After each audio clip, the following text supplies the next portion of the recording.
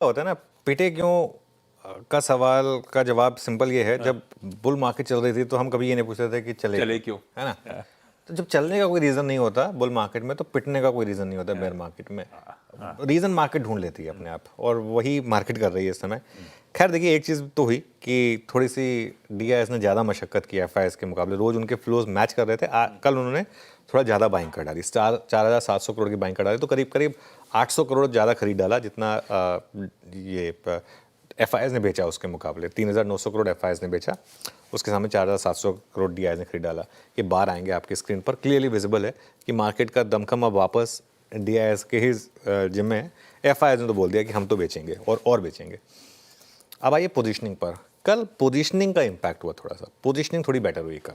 ये आपकी स्क्रीन पर ओवरऑल पोजीशनिंग है, लेकिन चेंजेस आएंगे अब आपकी स्क्रीन पर। कल थोड़ी सी शॉर्ट कवरिंग थी, थोड़ी सी नाम मात्र की। कुल मिलाकर करीब करीब 3600 कॉन्ट्रैक्ट नेट शॉर्ट कम हुए हैं। मैं डिटेल में आऊँगा इस पर। इंडेक्स फ्यूचर्स में कल बाइंग हुई है करीब करीब 600 करोड़ की, और स्टॉक फ्यूचर्स में बाइंग हुई करीब करीब 2,500 करोड़ की। तो बेसिकली कल की rally purely short covering rally थी, क्योंकि कैश में तो पैसा आया नहीं।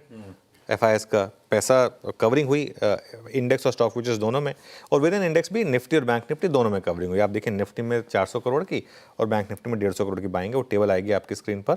और ये परसों दोनों में सेलिंग थी, कल दोनों में बाइंग आ गई। और अब वो एफआईएस के कॉन्ट्रैक्ट देखते हैं, 1200 लॉन्ग ऐड हुए और 2,400 शॉर्ट ऐड कट हुए। बहुत ज़्यादा नहीं, थोड़ा सही, इसलिए आपको ग्राफ में तो बिल्कुल नहीं दिखाई देगा। ग्राफ तो एकदम आपको ऐसा दिखेगा कि ऑलमोस्ट अनचेंज्ड है। लेकिन अगर आप टेबल फॉर्मेट में देखेंगे तो जो 1,90,000 के करीब का मामला पहुंच गया था, 1,86,000 पर है। तो ये थोड़े से शॉर्ट कम हुए 15.72 पर। लेकिन इंडिया विक्स आ गया, वो इंटरेस्टिंग था। कल रिकवरी हुई लेकिन इंडिया विक्स ऊपर था करीब करीब 5%।